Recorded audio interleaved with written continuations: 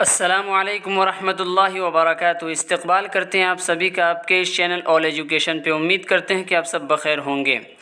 تو جو بھی ہے اسٹوڈنٹ بہار بورڈ سے کلاس 10 کی تیاری کر رہے ہیں تو اس چینل سے جڑ جائیں، ان کی اردو کی تیاری مکمل ہو جائے گی۔ اور جو بھی اسٹوڈنٹ اب تک اپنی تیاری شروع نہیں کی ہے تیاری شروع کر دیں، چونکہ ایگزام بہت قریب ہے۔ اور آج ہم لوگ جو کوشچن آنسر کرنے والے ہیں اس کوشچن میں سے آپ کو ایک نہ ایک سوال ایگزام میں دیکھنے کو مل جائے گا۔ چلیے ہم لوگ شروع کرتے ہیں۔ کوشچن کا ہیڈنگ کیا ہے؟ خطوط سید کرامت حسین کرامت ہمدانی کے نام۔ اس خطوط لکھنے والے اسد اللہ خان غالب ہے۔ مختصر ترین سوالات۔ سوال نمبر 1 ہے، سر غالب کی سن پیدائش کیا ہے؟ غالب کی سن پیدائش کیا ہے؟ تو مرزا اسد اللہ خان غالب کی پیدائش 27 دسمبر 1797 میں ہوئی، ٹھیک ہے۔ دوسرا سوال ہے، غالب کہاں پیدا ہوئے؟ غالب کہاں پیدا ہوئے؟ تو غالب کی پیدائش آگرہ میں اپنے نانیہال میں ہوئی، ٹھیک ہے۔ آپشن میں اگر آپ کو دیا ہو آگرہ تو آگرہ لگائیے گا، اگر آگرہ نہیں ہو نانیہال ہو تو نانیہال چوز کیجیے گا۔ کوشچن نمبر 3 ہے، غالب کے خطوط کے کسی ایک مجموعہ کا نام لکھیے۔ تو غالب کے خطوط کے مجموعہ کا نام اردو میں عود ہندی ہے اور اردو معلیٰ ہے، ٹھیک ہے۔ اس کے بعد کوشچن نمبر 4 ہے، غالب نے کتنے خطوط لکھے ہیں؟ غالب نے کتنے خطوط لکھے ہیں؟ تو غالب نے تقریباً 900 خطوط لکھے ہیں۔ اب یہ آپ کو یہ بھی کوشچن پوچھ رہے کس کے نام لکھے ہیں، تو اپنے عزیزوں، دوستوں اور شاگردوں کے نام، ٹھیک ہے، اپنے دوستوں کے نام۔ اس کے بعد مختصر سوالات میں ہے سوال نمبر 1 ہے، مکتوب نگاری کے فن پر اپنی واقفیت کا اظہار کیجیے۔ مکتوب نگاری کے فن پر، مکتوب بولے یا خطوط بولے بات ایک ہی ہوگی۔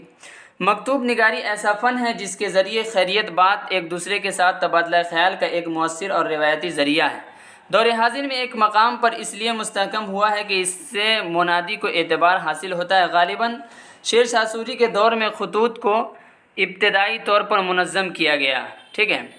سب سے پہلے غالب نے اپنے احباب کو اردو میں مکتوب لکھنا شروع کیے، اس سے پہلے فارسی میں لکھے جاتے تھے۔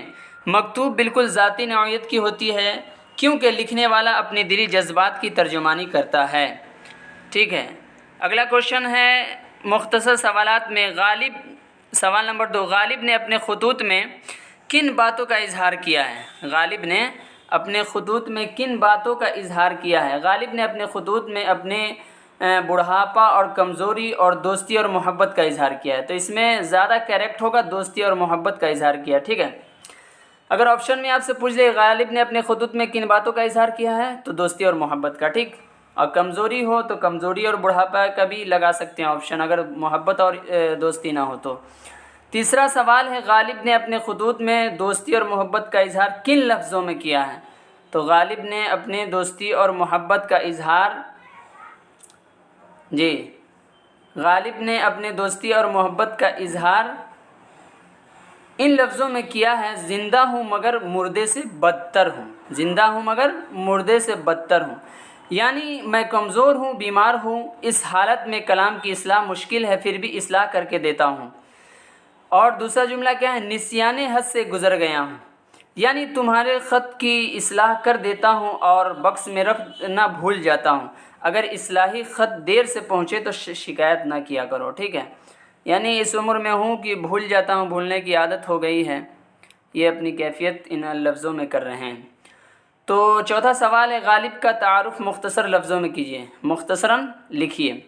مرزا اسد اللہ خان غالب آگرہ میں پیدا ہوئے، ان کے والد کا نام مرزا عبداللہ بیگ، والدہ کا نام عزت النساء بیگم ہے۔ بچپن میں ہی یتیم ہو گئے تو ان کے چچا نصر اللہ بیگ خان نے اپنی سرپرستی میں لے لیا اور مولوی معظم کے مکتب میں ابتدائی تعلیم حاصل کی، وہیں سے شعر گوئی کی ابتدا ہوئی۔ ان کی شادی تقریباً 13 برس کی عمر میں الہی بخش کی بیٹی امراؤ بیگم سے شادی ہوئی۔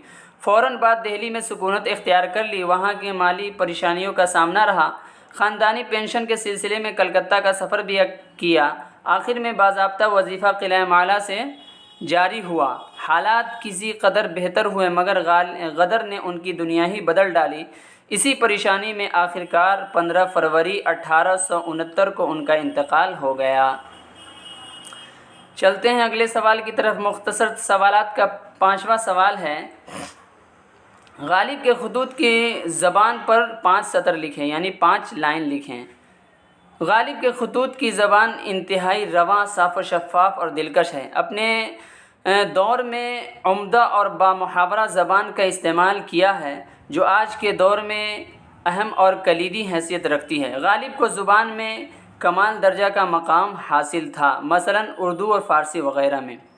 ٹھیک ہے، اس کے بعد طویل سوالات کا پہلا سوال ہے، غالب کے لکھے ہوئے خطوط کی کس نوعیت کے ہیں؟ غالب کے لکھے ہوئے خطوط کس نوعیت کے ہیں؟ غالب کے لکھے ہوئے خطوط بالکل ذاتی نوعیت کے ہیں، کیونکہ اس میں دلی جذبات کی ترجمانی کی ہے۔ اپنے جذبات کو خطوط کے بیساکھی کے سہارے مخاطب تک پہنچانے کی کوشش کی ہے۔ ٹھیک ہے، یہ نوعیت بتائی گئی، بالکل ذاتی نوعیت کی ہے۔ ٹھیک ہے، غالب کے خطوط۔ کوشچن نمبر 2 ہے، غالب کے علاوہ کن کن قلمکاروں کے مکاتیب کتابی شکل میں شائع ہوئے ہیں؟ غالب کے علاوہ سر سید حالی شبلی، ابوالکلام آزاد، سید سلیمان ندوی، علامہ اقبال، مہدی افادی، عبدالمجید دریابادی، پریم چندر، فیض احمد فیض، صفیہ اختر وغیرہ، اتنے کے مکاتیب کتابی شکل میں شائع ہوئے ہیں۔ مکاتیب، مکتوب، خطوط، یہ تینوں ایک ہی لفظ ہے، اس میں آپ الجھے نہیں، تینوں لفظ کو ایک ہی سمجھے، جس کے معنی ہوتے ہیں خط، خطوط، کتابی شکل میں شائع ہوئے ہیں۔ تیسرا سوال ہے،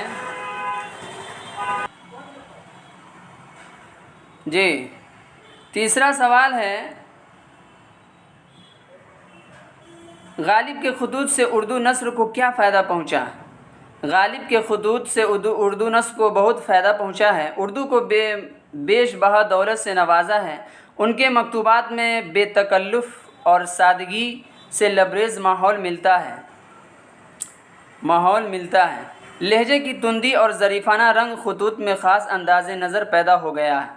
انہوں نے مراسلہ کو مکالمہ بنا دیا۔ ان کے خطوط مکالماتی انداز کے ہیں، جس سے ان کی شخصیت کے تہ در تہ پہلو سامنے آتے ہیں۔ ٹھیک ہے، چلتے ہیں اگلے کوشچن کی طرف، طویل سوالات۔ سوال نمبر 4 ہے، مکتوب نگاری کے کیا فائدے ہیں؟ مکتوب نگاری، جب ہم خط لکھتے ہیں تو اس کے کیا فائدے ہیں؟ مکتوب نگاری کا فائدہ یہ ہے کہ مکتوب نگاری اپنے احوال و کوائف کے ساتھ ساتھ اپنی روایات، اپنی معاشرتی اور عصری حیثیات تک اس میں مقید کر لیتا ہے۔ ٹھیک ہے، جو بعد میں ایک دستاویز کی شکل اختیار کر لیتی ہے، جس سے اس کے ذہنی علمی رہنمائی ہوتی ہے اور صلاحیت بھی پروان چڑھتی ہے۔ کوئی چیز انسان لکھتا ہے تو اسی سے لکھنا آتا ہے، اور جو چیز جس کے بارے میں لکھیں تو وہ ایک محفوظ ہو گئی، پھر اس کے بعد اس کی ضرورت پڑتی ہے تو وہ کتابی شکل اختیار کر لیتا ہے، اس سے لکھنے والے کو بھی فائدہ ہو جاتا ہے۔ اب یہ درخواست ہم لکھے ہیں، آپ کو اگر میٹرک کے امتحان میں مضمون میں جو کوشچن آئے گا اس میں ضرور آئے گا درخواست لکھنے کے بارے میں، چاہے والد کے اوپر لکھنا ہو، چاہے پرنسپل صاحب کے اوپر لکھنا ہو، چاہے کسی کے اوپر لکھنا ہو، لیکن ایک ضرور آئے گا درخواست۔ تو ہم نے درخواست لکھنے کا طریقہ بتایا، محترم المقام قابل احترام جناب پرنسپل صاحب، السلام علیکم ورحمۃ اللہ وبرکاتہ۔ ٹھیک، عالی جناب، خدمت عالیہ میں عرض ہے کہ فدوی، یہ نام کی جگہ فدوی لگا سکتے ہیں۔ فدوی ایک ہفتہ پہلے اسکول میں اسکالرشپ کا ریسیونگ جمع کیا تھا، لیکن کسی وجہ سے میرا نام لسٹ میں نہیں آیا ہے۔ آپ حضور والا سے مؤدبانہ درخواست ہے کہ میرا نام بھی لسٹ میں جاری کر کے شکریہ کا موقع عنایت فرمائیں۔ اس طرح سے آپ پیٹرن درخواست کا ذہن نشیں کر لی، چونکہ درخواست لکھنے کو آپ کو ضرور آئے گا۔ اور نیچے میں آپ کو اس طرح لکھنا ہوگا، یہ عین نوازش ہوگی۔ ٹھیک ہے، العارض یعنی عرض کرنے والا، درخواست دینے والا کون؟